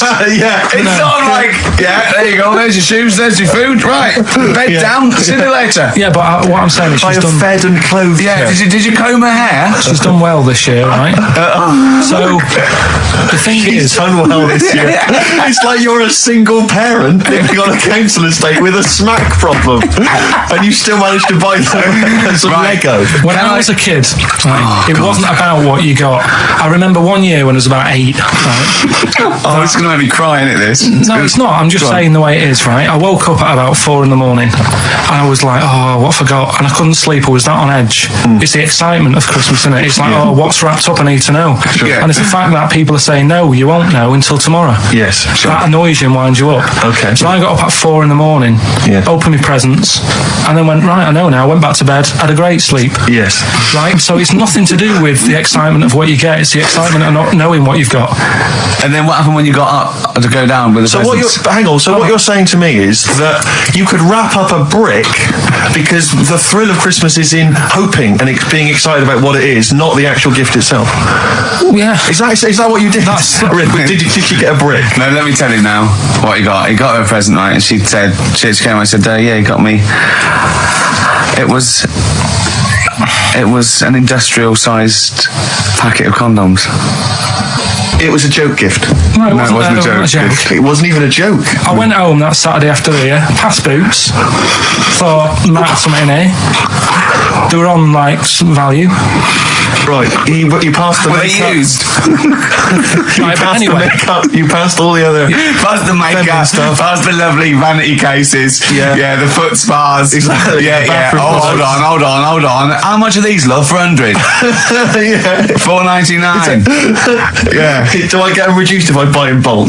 So how many did you buy? What was it? I don't know, probably about 100. Right, okay. And is she allowed to use those with anyone? Did you wrap them? Can she just go out and have a wild Well, time you don't with need to wrap. They're already wrapped, aren't they? Oh. And then what did she say when she opened them? I No, just- wait. Carl, what did she say? Right, play a record and we'll come back to this. Oh, you're worse than my father. That's genius. Go on. Talking about this the other day. What was it now? Listen, the fella. No, listen. Do you want, all right, No, go on. All right, he's got it now. Go on. This fella goes to the doctors, right? Oh, right, okay. Right, if this is in any way apocryphal, stupid, illogical, impossible, right, you are never, ever speaking again on radio. So make sure this is at least possible. I'll tell you what, I'll even give you improbable but possible. So if anything that breaks the laws of the universe or logic, okay, that's all you have to avoid. On you go. Right, so this fella, right, he goes to the doctors because he's got earache. Right. Okay, if a chimp's living in his brain... Go on. So he's got earache, he's sat in the waiting room and his ear's all bunged up and it's hurting a lot and what have you. So the doctor comes out and he goes, right? And because his ear's all bunged up, he doesn't hear it that well, right? So he thinks it must have been me, right? So he wanders in. Keep going. Anyway, I'm going to hate this. I can just feel it in my bones. Steve, I'm going to let you take over. Okay, let's hear it. So the doctor says, sit yourself down there, right? So he sits himself down. He goes, right, take your pants off, right? So he's thinking, that's a bit odd. Anyway, he heard that though. He apparently he took his tackle off. The doctor did some operation. What, there in the waiting room? No, in his office. In his office, yeah. What? Wait. So he removed what? His genitals? Yeah. In his office. Why, Carl? Because he hadn't called him in. Oh, he'd called in the bloke who wanted his testicles taken off, and he didn't do it. What? So the doctor went out and said, Mr. Jones, who's here to whip off your cock and balls just here and now, right? Bloke comes in, didn't it? It must have been me. So the bloke with who wanted his balls taken off didn't say, I think he said me. So he didn't interrupt then. So the bloke goes in, he starts taking his testicles off, and he doesn't say, I'm here for my ears. What are you doing? There was this. This is what it's like about getting presents and stuff, right? With my mum and dad. Go on. My mate Colin, right? Colin Bailey. Oh, right? yeah. He had a little Sinclair Spectrum, right? Computer, which was like the thing to have at that time, right? Yeah. He used to always go round to his house. The deal was not the one you had to play through the window because you weren't allowed. No, that's another lad. Oh, right? yeah. This is a different lad, and the deal was he came to our house and my mum gave him a pie. And then I'd go round to his and I'd stay there for a few hours playing, Hungry Oris and stuff like that on it. Right? Now, my mum and dad knew that I really wanted one of these computers, right? So I waited about a year. Came round to Christmas Day. I thought, I reckon might have one. Turned out they bought me the wrong one.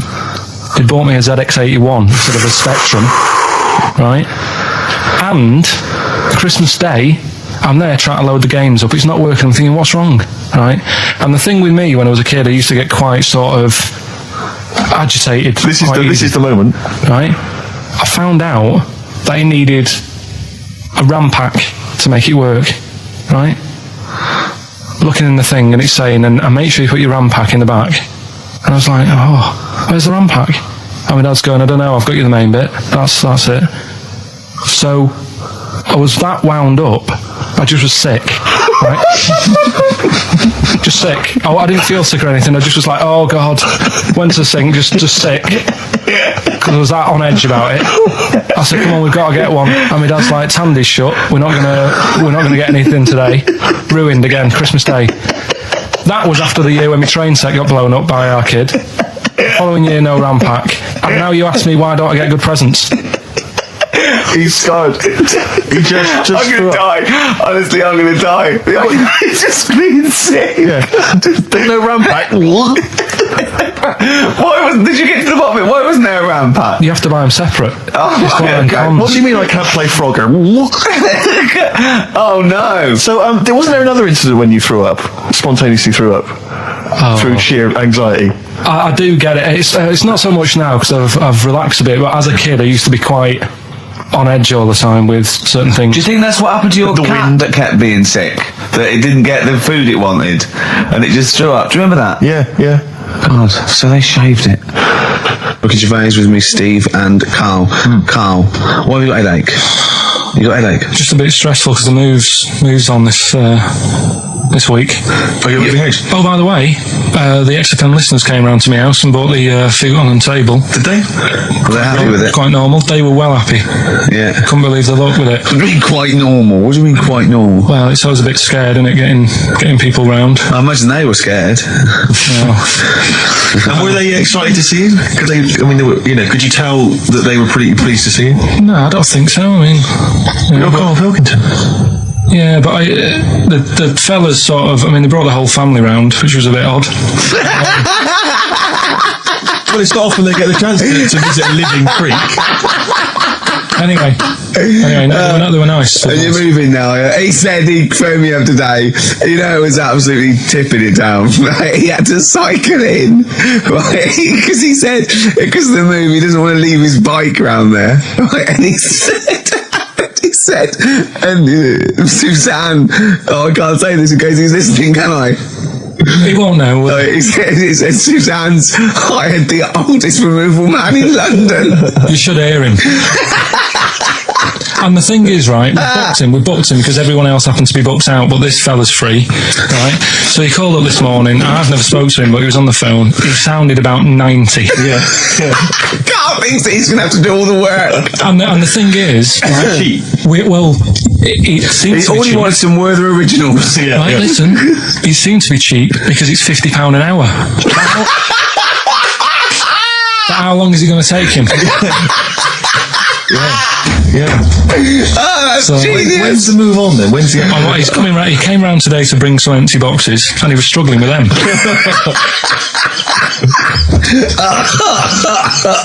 So it actually happens on Wednesday.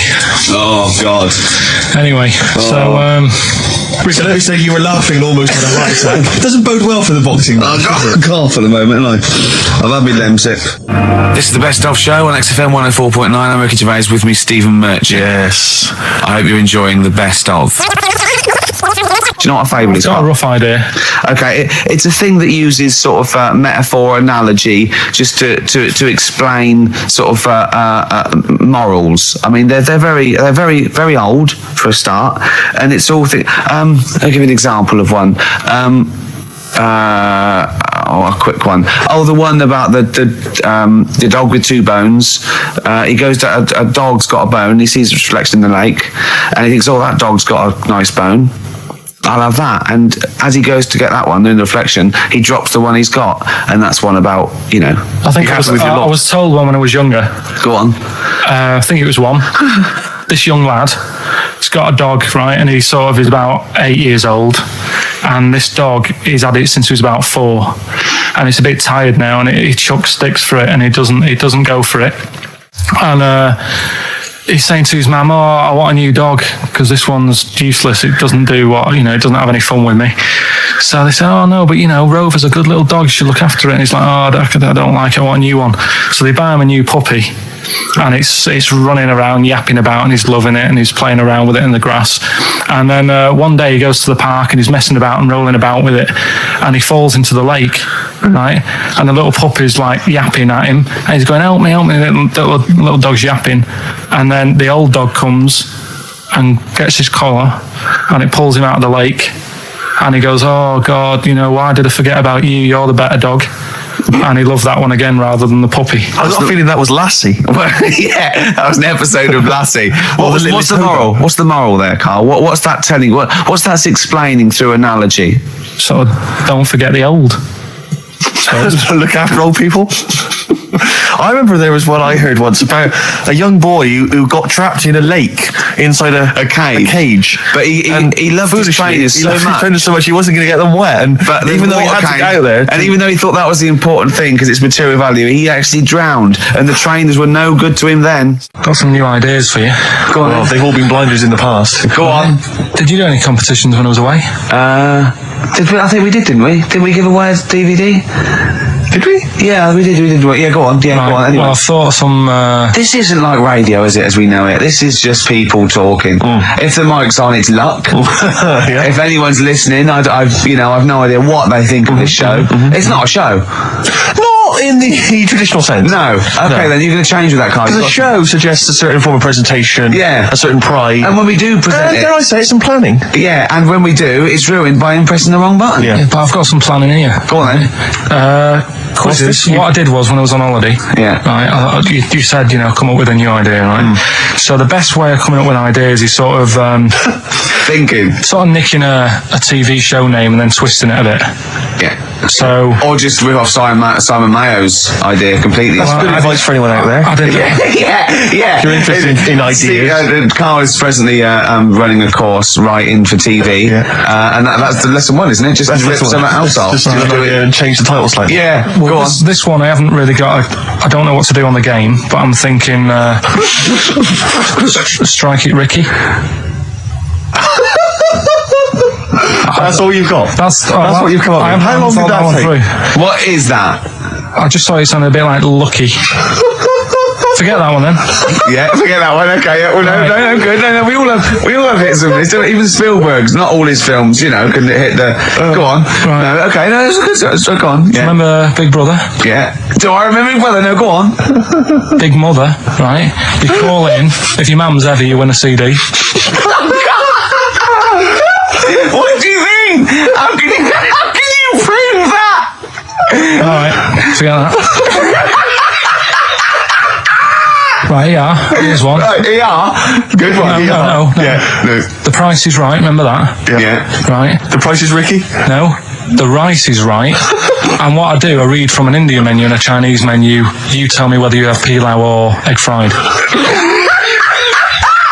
He's a genius, isn't he? He really is a modern. That one. No, go on then. Let's go into this one. Let's not cross this off right away. Go on then. What you read from what?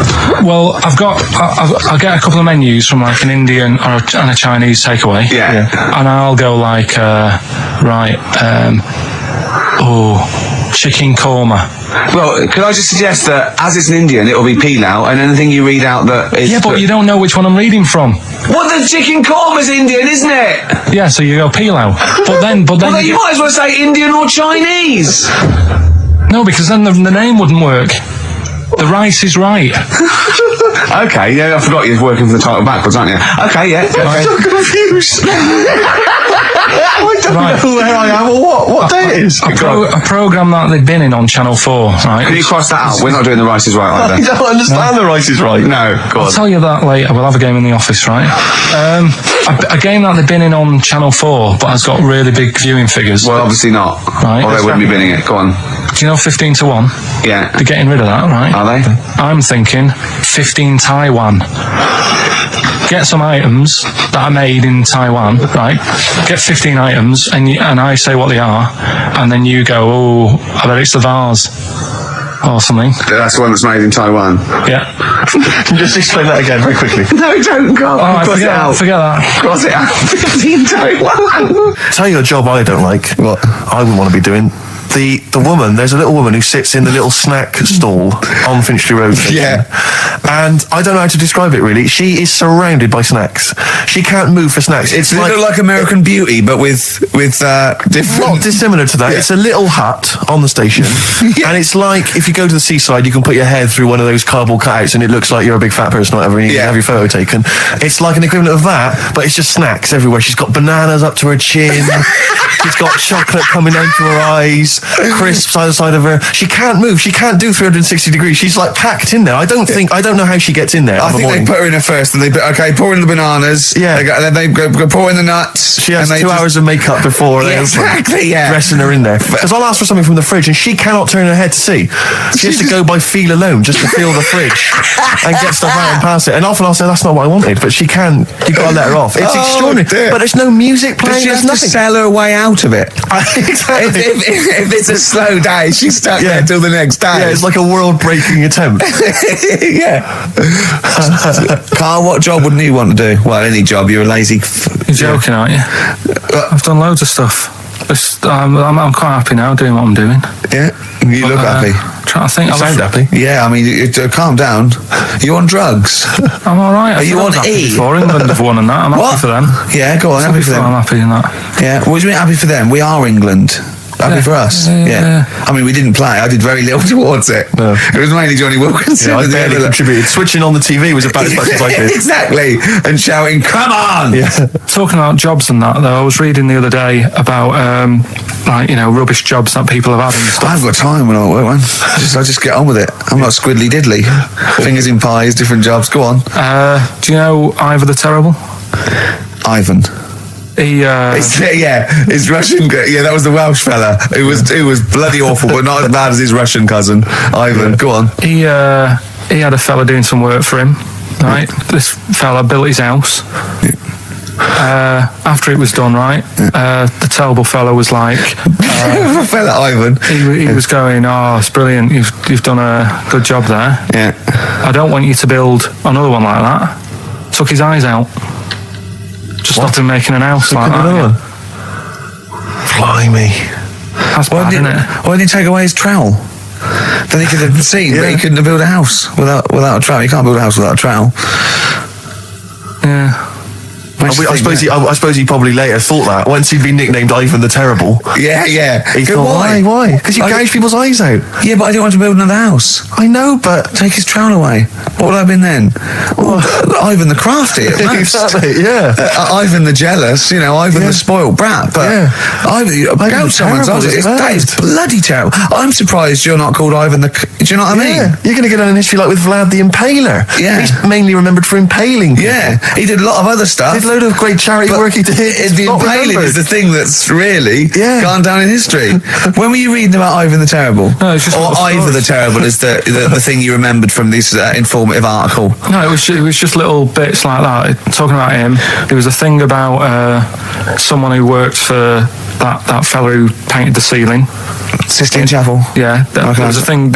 A woman who worked for him in his house, and I love how you assimilate information when it's just bordering on the academic or just the interesting and true. It's wonderful. Ivor the Terrible gouged someone's eyes out, built him an house. That fella who painted that ceiling had a woman work for him. Imagine if you wrote that down in an essay. Imagine if you wrote that in a school essay. Well, you'd probably end up with not getting a grade or thinking you turned out to more than you had. Exactly. Anyway, the woman who lived with the woman who lived in a shoe. Go on. yeah, there was this woman who lived with him, and she used to go out and do all this shopping and that. But because she couldn't read or write, he used to have to draw everything that he wanted. Why couldn't you just tell her? I don't know. No, wait. That's an excellent point. Could she talk? Yeah, but if it's a big list and that, loads of different coloured paints. Why and couldn't stuff. she draw on a piece of paper? Why did he have to do it? Because he's a better drawer, isn't he? That's the point. That's it. That is. We were just looking for the logic of the story. You found it. You tell him, play a record.